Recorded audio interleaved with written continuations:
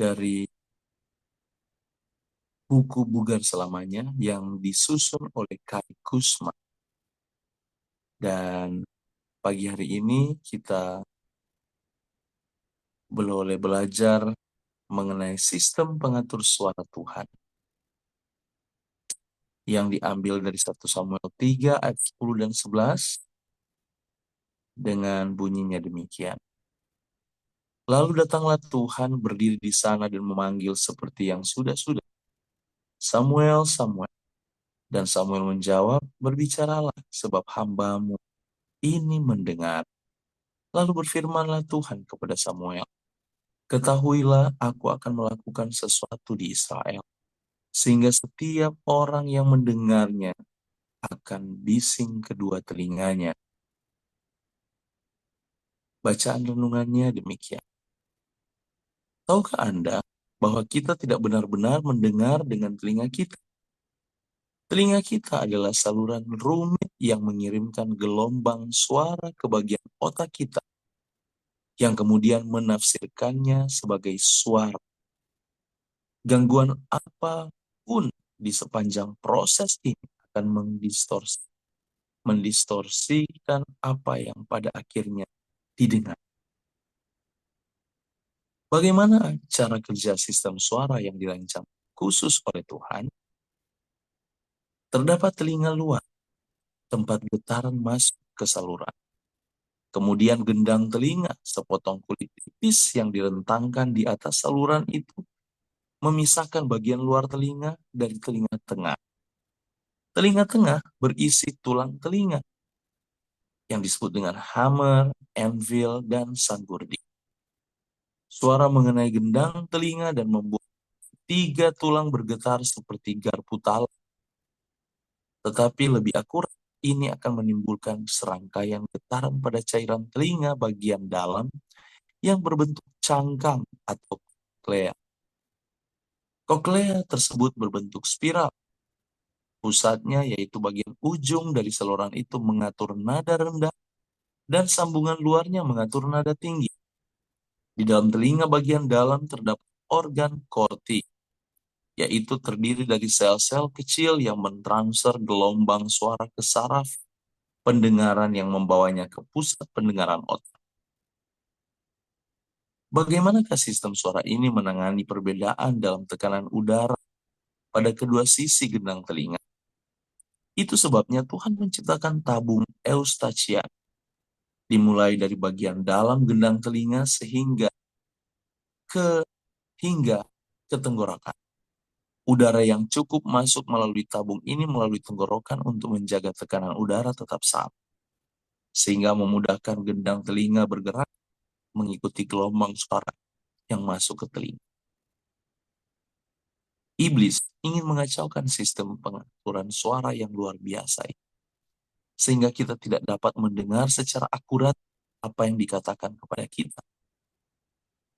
Sebab kata-kata membangun hubungan, atau kita tidak dapat menikmati alunan musik inspiratif yang indah, atau merasakan suara alam Tuhan, yaitu angin, air terjun, kicauan jangkrik, burung, api unggun yang berderai.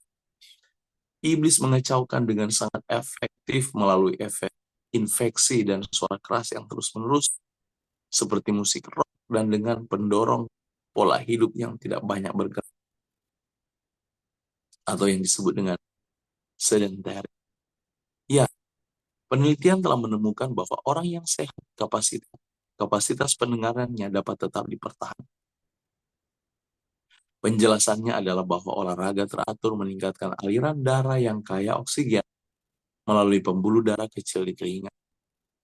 Doa kita adalah minta Tuhan supaya bantu kita menjaga telinga tetap sehat, sehingga kita dapat mendengar Tuhan berbicara seperti yang Samuel lakukan dan mampu menjawab, berbicara Tuhan, karena hamba-Mu mendengar. Umat Tuhan yang dikasihi dalam Yesus Kristus, betapa penting pendengaran itu. Dan Tuhan memberikan ini menjadi satu mujizat yang hebat dalam hidup kita. Saya pribadi berpikir, mulut dan hidung dua-dua bisa menghirup udara. Betul tidak? Kita boleh bernafas lewat mulut atau tidak? Bisa. Ya.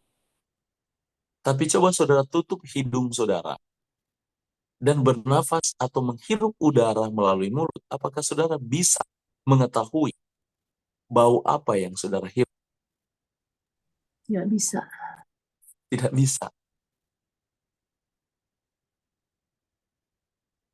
Sebaliknya, hidung dan mulut itu dia menyatu di bagian belakang, bagian tenggorokan. Pertanyaan, apakah kita bisa makan lewat hidung? Tidak bisa. Tidak bisa. Mengecap makanan. Padahal dua-dua akan masuk di dalam satu lubang yang sama. Lubang tenggorokan. Tapi saudara lihat yang Tuhan buat. Itu yang saya katakan. Kita bisa menghirup udara lewat mulut, tapi kita tidak dapat mencium sesuatu lewat mulut itu. Mengetahui ini bau apa, bau apa. Tapi hidung dia dapat tahu ini bau apa. Ini harum, ini tidak. Ini enak untuk dicium dan sebagainya. Telinga juga tuh. Waktu kita mendengar sesuatu. Dan ingat, kata kunci yang digunakan tadi, telinga itu menerima gelombang. Jadi kita bukan mendengar dengan telinga sebenarnya, kata ungkapan tadi ya, dalam penelitian dalam buku itu. Tapi telinga itu hanya menerima gelombang-gelombang. Frekuensi-frekuensi suara yang dipengaruhi dengan gelombang-gelombang yang masuk melalui udara. Dan dia menangkapnya sebagai satu gelombang yang sangat sensitif oleh telinga, sehingga itu dikirimkan ke otak. Dan otak kita memberikan satu informasi bahwa gelombang ini bentuknya suara apa, suara apa, suara apa gitu ya.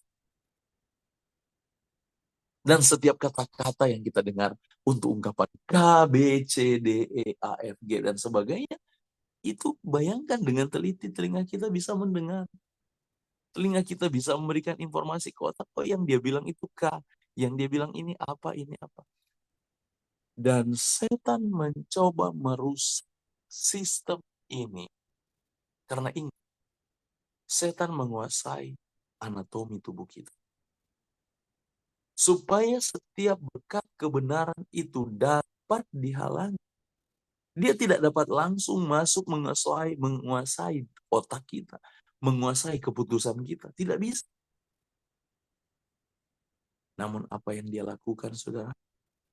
Dia mencoba untuk merusak setiap organ-organ tubuh yang kita gunakan untuk kemuliaan Tuhan.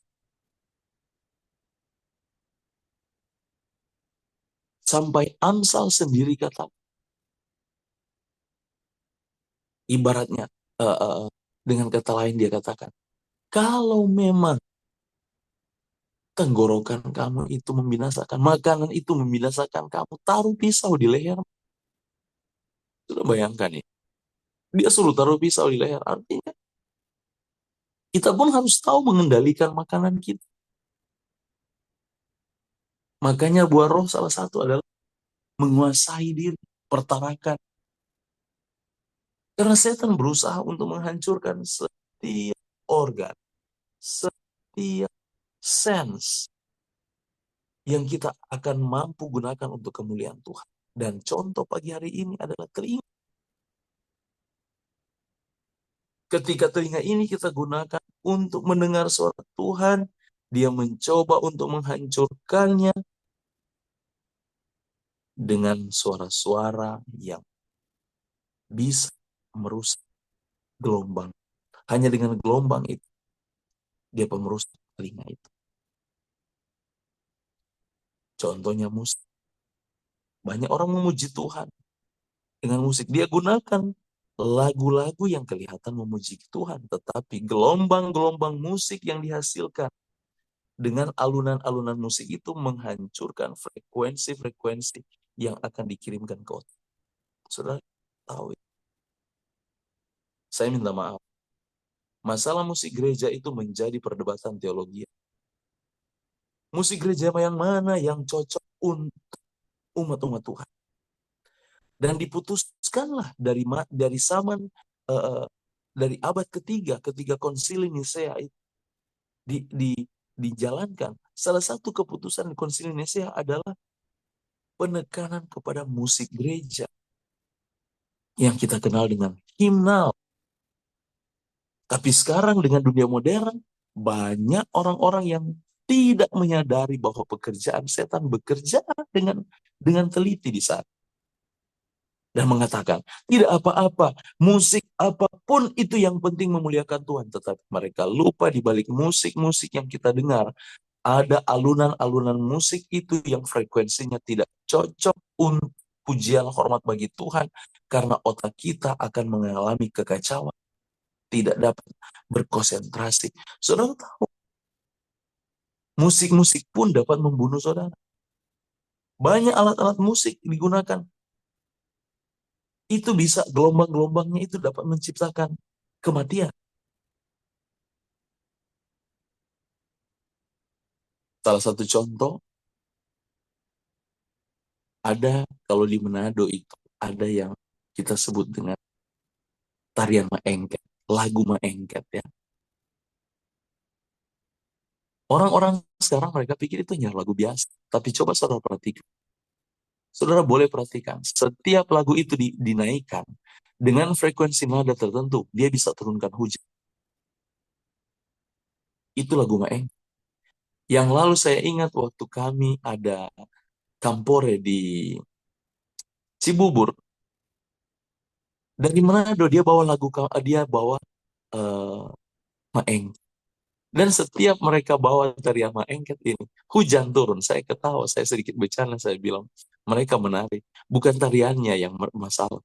Lagu itu mereka taruh apa namanya, dengan suara speaker yang kuat dan dinyanyikan. Saya bilang, gelombang suara itu, dia akan mempengaruhi kabut hujan. Ini ibaratnya saudara naik di atas gunung. Dan saudara teriak di atas. Kenapa orang berteriak di atas gunung bisa mendatangkan kabut? Kenapa orang berteriak di dalam goa bisa mendatangkan longsor? Karena gelombang suara itu sangat mempengaruhi udara dan kondisi di sekitar. Jangankan itu, saudara pernah dengar istilah yang digunakan mengenai ada istilah yang digunakan itu datang dari konsep butterfly, kupu-kupu. Saudara, kupu-kupu hanya dengan sayap kebasan sayap kupu-kupu itu dapat mendatangkan angin puting beliung. Dan para ilmuwan mereka ketawa waktu mereka temukan ini. Kupu-kupu yang ada di Amerika Utara itu dapat mendatangkan puting beliung di daerah yang lain. Ketika mereka teliti di abad ke-20, mereka kaget. Benar. Yang saya bertanya, kenapa kebasan eh, burung tidak mendatangkan eh, angin topan, tapi kebasan kupu-kupu? Ingat, kalau burung dia terbang, dia mengikuti arah angin. Itu burung. Makanya kebasan sayapnya itu tidak mempengaruhi. Tapi kupu-kupu dia terbang sesuai dengan apa yang dia mau. Dia tidak pernah mengikuti arah angin. Jadi gelombang angin yang lewat itu dia bisa kebaskan, dan itu mempengaruhi bentuk gelombang itu yang akhirnya ketika gelombang itu dari satu arah yang pertama dia kacau, begitu di depan sana dia akan mengalami perubahan dan itu mengakibatkan angin puting beliung. Saudara bayangkan ini. Waktu saya baca jurnal seperti ini, saya kagum dan saya kaget. Demikian cara setan bekerja, dan pelajaran pagi ini sangat sangat sinkron dengan apa yang saya ketahui. Di mana setiap gelombang yang kita terima dengan gelombang-gelombang yang salah, dengan frekuensi-frekuensi yang diterima telinga dengan salah, itu mengakibatkan sesuatu hal yang lain di otak kita. Saudara pikir saudara sementara menyembah Tuhan, padahal gelombang otak saudara tidak dapat berkonsentrasi untuk terima kebenaran itu. Hanya dengan apa? Hanya dengan suara musik. Hanya dengan apa? Hanya dengan mungkin suara-suara yang lain. Tapi banyak orang hanya katakan, yang penting kita memuliakan Tuhan. Mereka lupa bahwa setiap gelombang-gelombang yang masuk di telinga itu akan mempengaruhi frekuensi otak, dan itu akan mempengaruhi sistem penyembahan kita. Itu hanya hal-hal yang kecil. Untuk itu kita pagi hari ini dipanggil, kita diajak. Mari kita menjaga sensitivitas dari setiap sense. Dari setiap apa yang kita lihat, apa yang kita rasa, apa yang kita dengar, apa yang kita kecap. Kita harus sangat berhati-hati. Karena kenapa? Setan tahu hal yang kecil dia lakukan hari ini akan mendapat hal yang besar di depan. Sama dengan gelombang kupu-kupu tadi, kepasan kupu-kupu tadi. Dia kebaskan sayapnya di sini, tetapi di depan sana akan terjadi perubahan gelombang angin sehingga mendatangkan angin puting beliung. Hanya dengan kebasan kupu-kupu di tempat ini. Jadi saudara, hal-hal yang kecil jangan kita sepelekan. Izinkan telinga ini kita gunakan untuk mendengar musik-musik yang tepat. Dengan gelombang alunan musik yang tepat. Bukan untuk kepuasan-kepuasan kita, tetapi untuk kemuliaan Tuhan. Izinkan telinga ini mendengar. Izinkan mulut ini mengecap. Tubuh ini merasakan. Mata ini dapat melihat. Hidung dapat mencium hal-hal yang mulia. Yang Tuhan ingin kita nikmati sebagai satu anugerah Tuhan dalam hidup kita. Sehingga kita dengan iman, dengan sukacita, sama seperti Samuel, akan kita katakan, Tuhan berbicara pada, karena aku mendengar. Kiranya renungan ini boleh membawa hati kita lebih dekat pada Tuhan. Dan kita akan segera tutup ujian kita, renungan kita pagi hari ini dengan doa. Tutup dan doa berkat. Mungkin saya boleh minta kesediaan Ibu Lita, boleh? Ibu Lita atau Pak Dokter